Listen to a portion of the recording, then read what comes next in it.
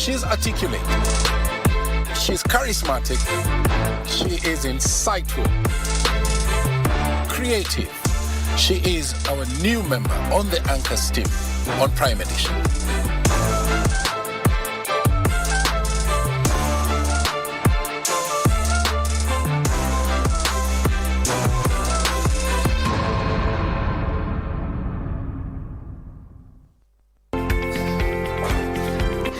Well, you think that all exercises are good for you?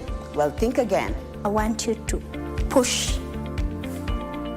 the abdominals up, your stomach up, up, and down. Diastasis recti, which is the separation of the abdominal muscles, requires special care. It comes by excessive strain of the abdominal muscles. I had the back pain and the stress incontinence. Whenever I just jump, Susu is passing. I didn't know that I had diastasis recti. So then I started trying to get back. I was running, I was jogging, I went to the gym, we were skipping, and I started bleeding inside. Yes, and that led me to be hospitalized, and I had another operation.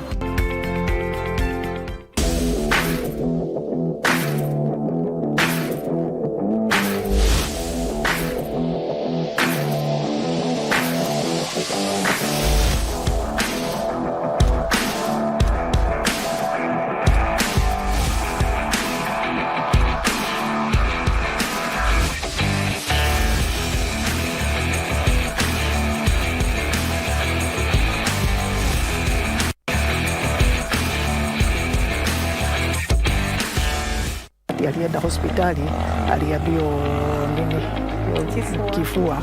Tiny but fatal. Enda mpaka kwa neema. Hatukusaidika vizuri. Join our reporter Opichu Chemtai this Sunday, 6th October, as she brings us the tribulations of Kamulu residents whose exposure to particulate matter, an air pollutant in the billowing dust, is taking a toll on their health.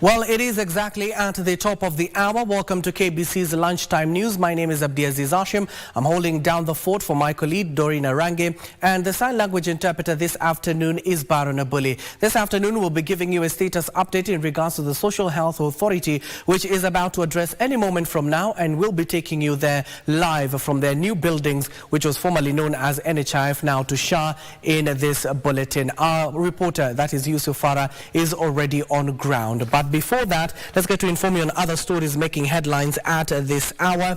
Now, President William Ruto now says religious organizations will not be regulated in the country. Speaking when he attended a church service at AIC Milimani, the head of state poured cold water on a proposed religious organizations regulations bill that is currently before the Senate, saying the freedom of worship is guaranteed in the Constitution. The president's remarks come in the wake of increased uproar among clerics rejecting the proposed legislation on regulations of churches. When the disciples heard this, they fell face down to the ground. President William Ruto attended a church service at AIC Milimani in Nairobi, where he assured the men of cloth that the state will not interfere with the freedom of worship. I know that there are proposals that have been made in some quarters about regulation of the church, regulation of worship, regulation of religious activities. I want to remind those who are pursuing that kind of exercise that the Constitution of Kenya is very explicit on the freedom of worship. The president dismissed the religious organization bill sponsored by Tana River Senator Danson Mungatana that seeks to regulate religious organizations. The president observed that the faith community will decide on how they want the freedom of worship to be conducted and self-regulate the activities. Kenya shall continue to be a God-fearing nation, and we will defend the freedom of worship in our republic. We will make sure that we don't compromise, and there will be no limitations or compromise on the freedom of worship in Kenya. The bill, which seeks to introduce taxes on income, gifts or profits generated from the church, has been termed punitive and lacking stakeholder consultation by the clergy. The bill also proposes a fine of 5 million shillings or 3 years in jail or both for any religious leader who operates an unregistered organization. Now I want to ask those who have ideas to allow religious leaders themselves to develop how they want to regulate themselves and how the church, how religious organizations are going to go forward. Because that was the recommendation of the task force I appointed under Reverend Taba Mushimi, that the religious body in Kenya will decide how they want to make sure that the freedom of worship in Kenya is protected. The president, however, assured faithfuls his government will never put limitations on the freedom of worship. Lisho Kawashira, Lunchtime News. And in other news, Maritime and Shipping Principal Secretary Geoffrey Kaituko is calling for deeper engagement between the government, development partners and investors to increase investment to reinvigorate the blue economy sector. Now, Kaituko says the blue economy, a new economic frontier and a sleeping giant, has the potential to create thousands of jobs. According to the National Treasury, the sector contributes 178 billion shillings to the economy annually, but has the potential to generate 500 billion shillings.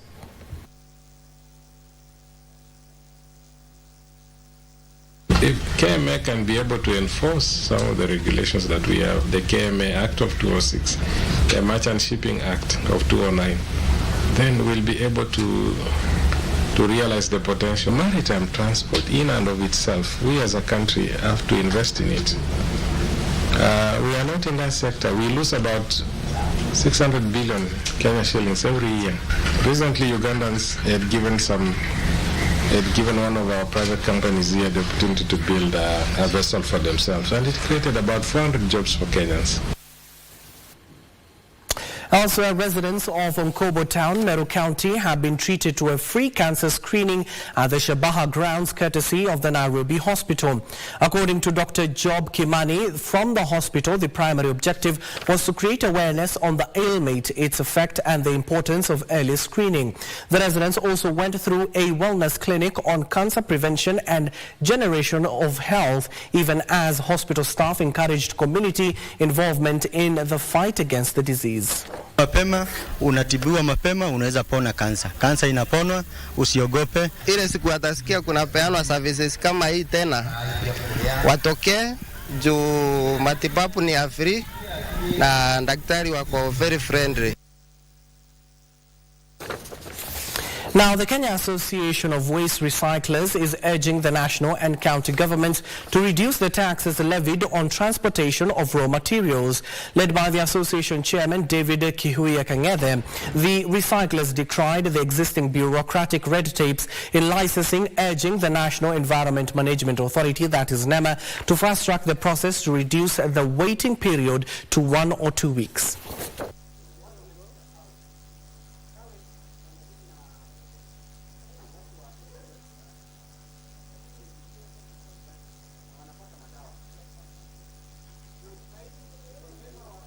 Kikundi yetu kama Kenya Association of Waste Recyclers tunaanza kuelimisha watu ili waelewe taka ni kazi. Toka county hii kwenda county ile ingine tunalipishwa cess. Ile gari inahitajika ilipe license. Ungependa serikali ingie kwa license ya recycling iwe inatolewa kwa uharaka iwezekanavyo. Mtu akiapply ikiwa inaenda sana wiki 2 imetosha ama wiki 1. University and college student leaders have launched a civic education initiative aimed at educating their peers on key issues affecting them. This is after a widespread lack of understanding among Kenyans. Now, speaking during the launch at the Civic University, a youth leader, Samuel Kajwang, noted that there was a huge knowledge gap among the youth on issues such as the Social Health Insurance Fund and the university education funding model.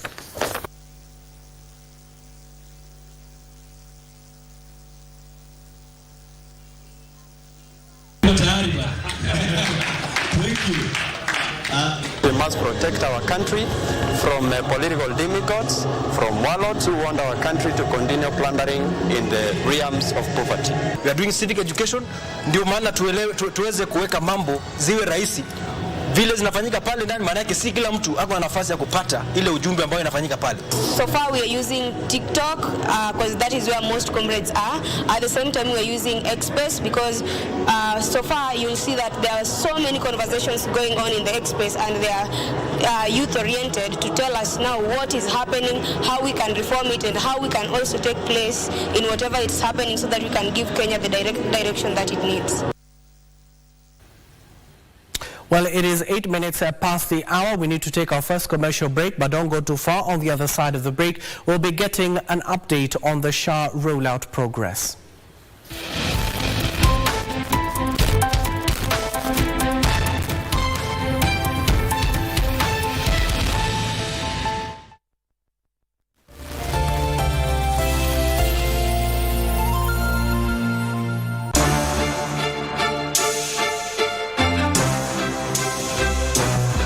She's articulate, she's charismatic, she is insightful, creative. She is our new member on the Anchors team on Prime Edition.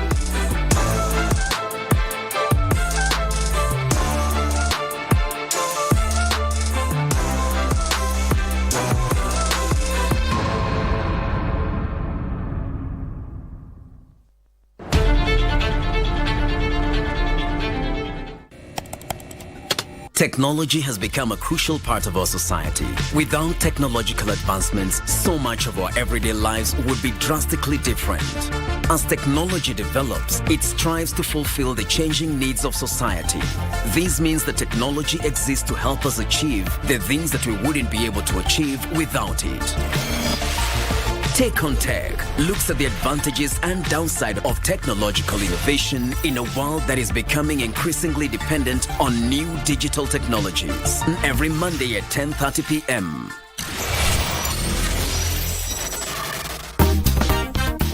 We are here to create awareness, offer support and encouragement to those who have been afflicted by this condition. And we will be sitting down with those who know firsthand what it's like to raise and to be around somebody with CP. I'm a mother of 4 years old boy with CP. My boy got CP during birth. From that, they interfered with the head. Now the brain was still that soft. He developed cerebral palsy at birth also. Although I didn't know the term or even what she was suffering from, was put on the complete life support for 24 hours. And then the doctor actually told me the same day that it's a 50-50 affair. And then we have those who are born premature, most likely they will develop CP over time. So those are the babies at risk of CP now. More so while you are raising a child with special needs, you need to have that love, and then everything else will come in place.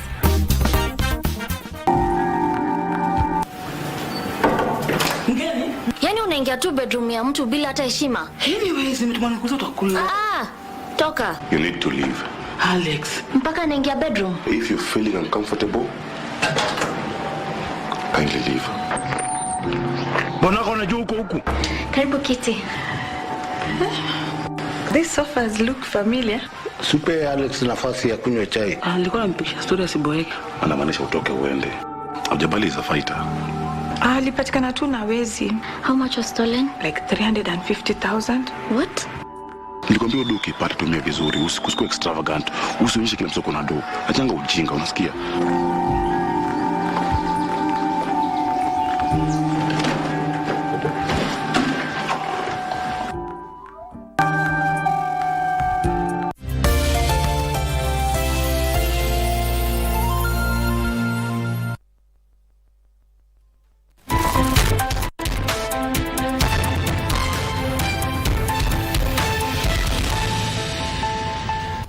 Welcome back and thank you for staying with us. Now to some developing story where Deputy President Rigathi Gachagua has called for a truce and asked President William Ruto for forgiveness amid the ongoing impeachment process. Let's listen in. Kenya is bigger than all of us. We have no other country other than this one. Finally, I want to say that in our work, this work we came 2 years ago is challenging work,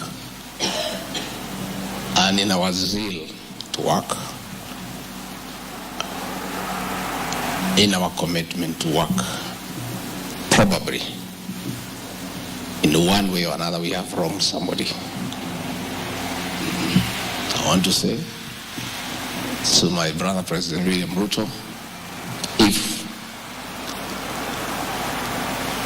in our zeal to work I have wronged you, please find it in your heart to forgive me.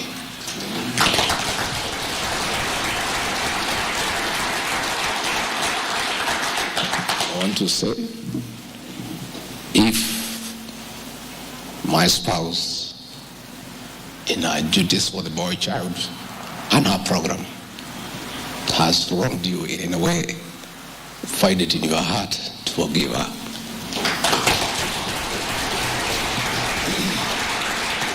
To our members of parliament, if in the course of duty, through our utterances and actions, we have in one way or another upset you, all wronged you, find it. Now that is a developing story and we'll duly inform you in our subsequent bulletins. To other news now, a family in Nyachanya in Kisii Town, Kisii County is celebrating the return of their teenage son who disappeared from home 2 years ago. Cyrus Osando, who was then 14 years of age and a Standard 8 candidate, allegedly left home for greener pastures in a story akin to the biblical parable of the prodigal son. This family in Nyanchwa Estate in Kisii Town after reuniting with their son who disappeared from their home 2 years ago. Cyrus Onsando, now age 16, left home 2 years ago. Nilipotea mnamo tarehe 24 mwezi wa 9 mwaka 22 2022. Tumemtafuta sana. When he disappeared without a trace, Cyrus was in Standard 8 preparing to sit the Kenya Certificate of Primary Education examinations. Alipotea mwaka wa 2022 mwezi wa 9 tarehe 24. Alikuwa anaenda kufanya exam lakini hakufanya. His parents condemned employers who perpetrate child labor. Mayu nikapata kazi huko, kafanya katafutiwa kazi nyingine Naivasha, kafanya kazi ya kuku huko, ndio leo nimeamua kurudi. Despite the pain and anguish caused by his disappearance, his family is grateful for his safe return. Ni Mungu asante kwa kumletea nyumbani, hakuumia, hakujiingiza kwa maneno ya miadarati na hakuingia dini yoyote ama hizi devil worship. Kitu namuombea ni Mungu amulinde vile alikuwa anamlinda mpaka amerudi. Martin for Lunchtime News. Well, today being the 6th of October 2024, it is World Cerebral Palsy Day, and there is an ongoing free medical camp in Donholm where our reporter Kasichana Masha is joining us from. Kasichana, good afternoon and good to see you. What can you tell us about the assessments being carried out there by the Langata Hospital?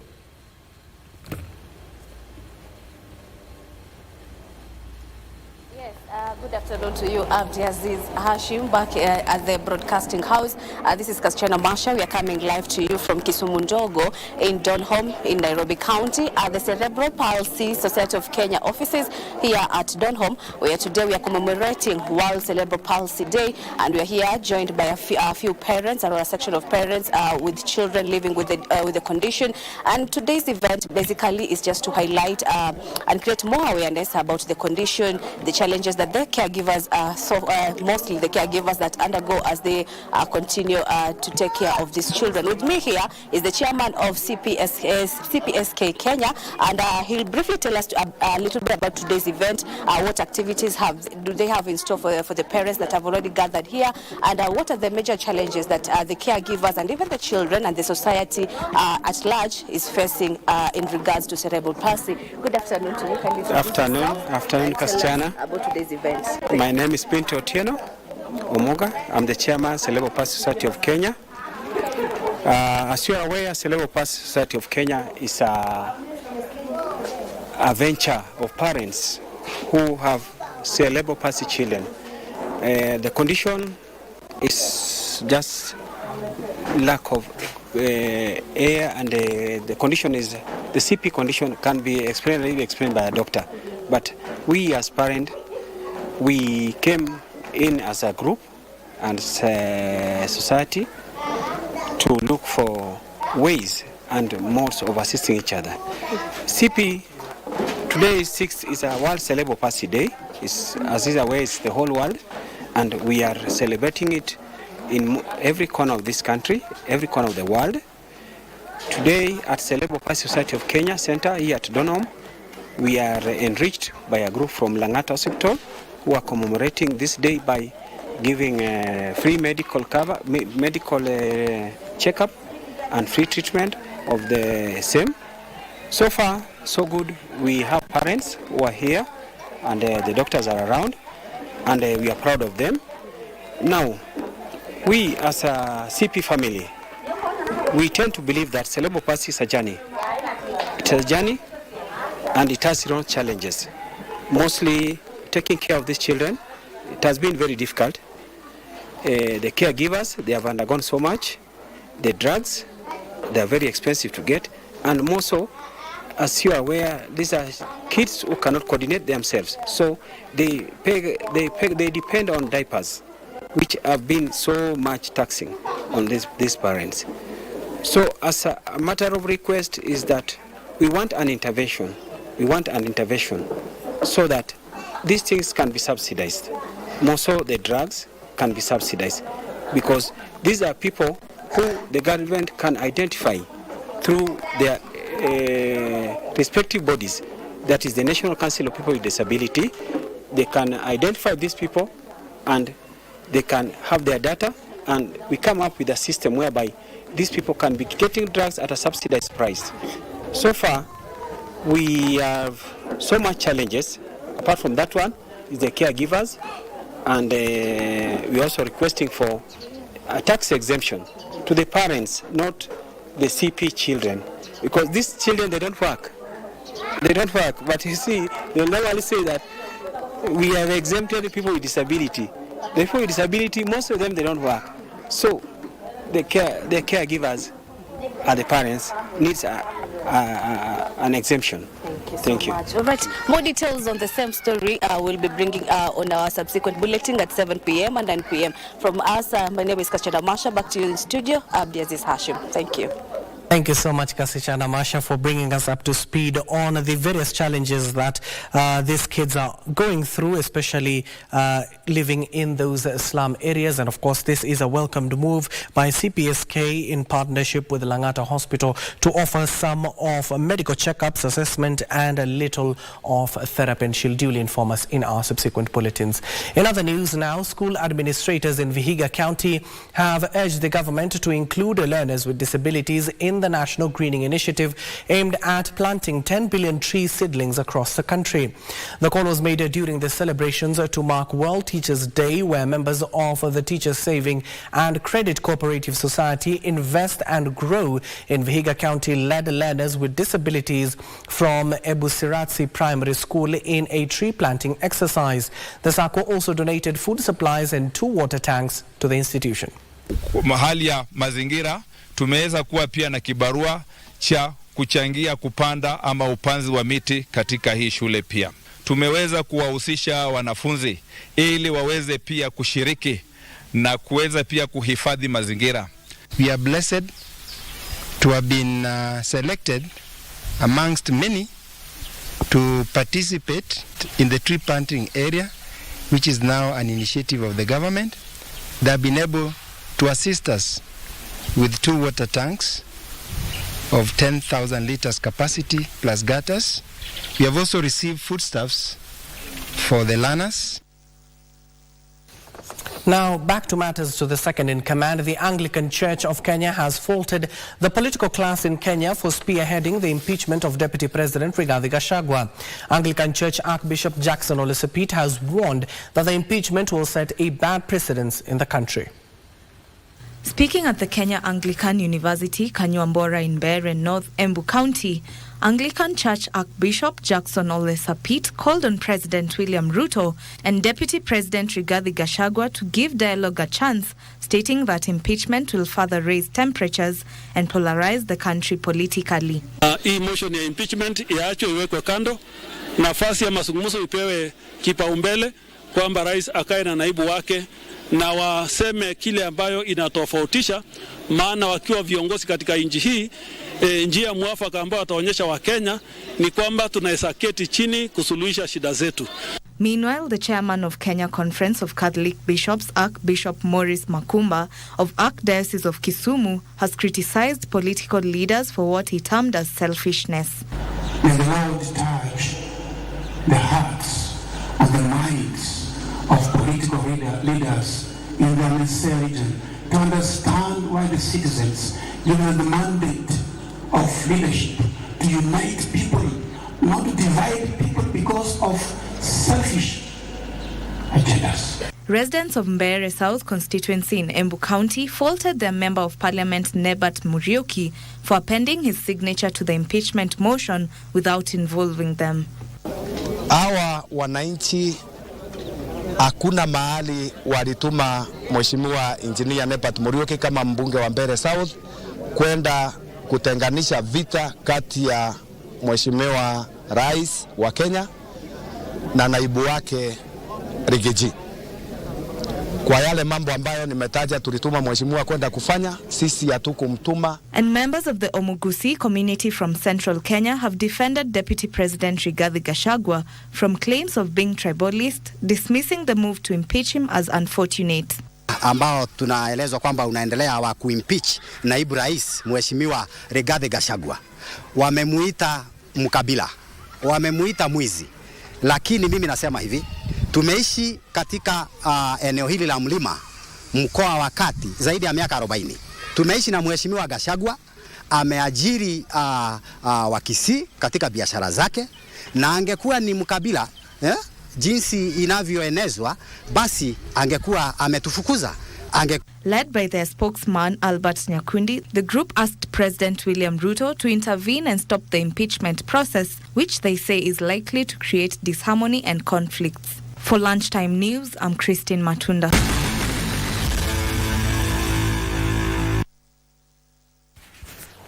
And of course, that we have gotten an update from that story in terms of the impeachment of the second in command, where the second in command has asked for forgiveness from President William Ruto. That story will be compiling for you in our subsequent bulletins.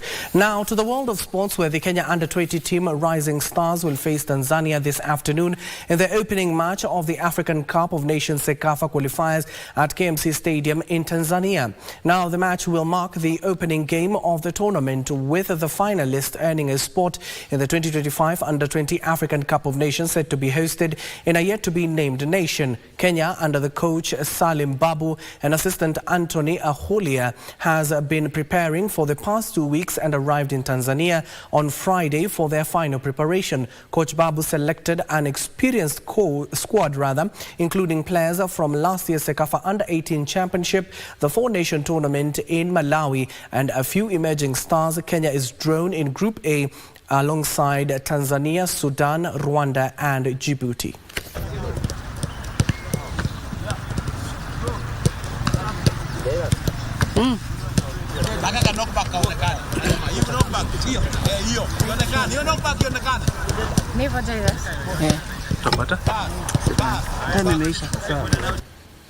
And now to Spain, where Spain right back Dani Carvajal has confirmed he will need surgery after suffering a serious ligament injury in Real Madrid's 2-0 win over Villarreal in La Liga match at the Estadio Santiago Bernabeu.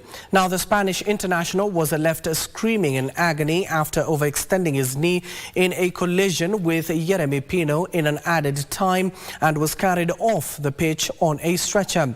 The victory came after Real Madrid's shock defeat by Lille in the Champions League on Wednesday. Federico Valverde gave Real the lead in the 14th minute, while Vinicius Jr. made sure of the victory with 17 minutes left to the play. Now, Ancelotti's side are now undefeated in 41 La Liga matches, the second best unbeaten streak by a team in the entire history of the competition. In other matches, Real Valladolid lost 1-2 to Rayo Vallecano, while Celta Vigo registered a 1-0 win over Las Palmas.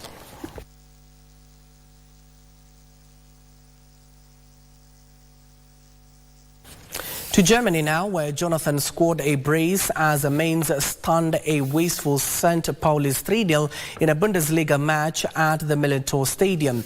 After a strong 3-0 win over Freiburg last week, St. Pauli had plenty of reason to be optimistic going into a home game against Mainz. Now, Jonathan got Mainz off the perfect start after just 5 minutes. Armido Sierb added the second in the 16th minute, while Jonathan struck after an hour mark to ensure Mainz walked away with the maximum points. In other matches, Bayer Leverkusen drew 2-2 with Holstein, while Union Berlin defeated Borussia Dortmund 2-1.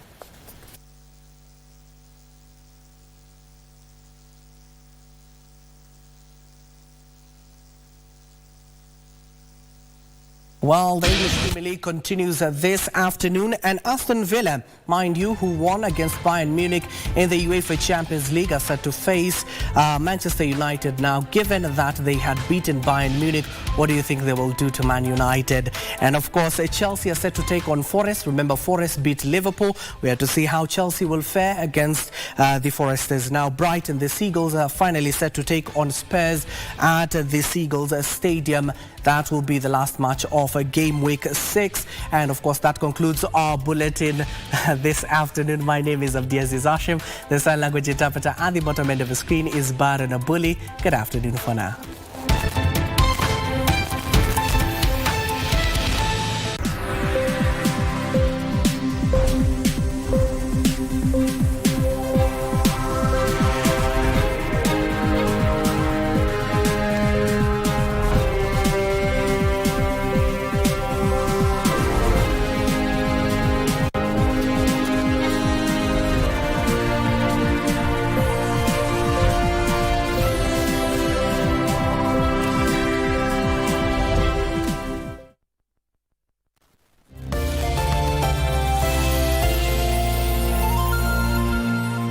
Welcome to the Kenya Deposit Insurance Corporation, or KDIC, a state corporation established under the KDI Act Cap 487C.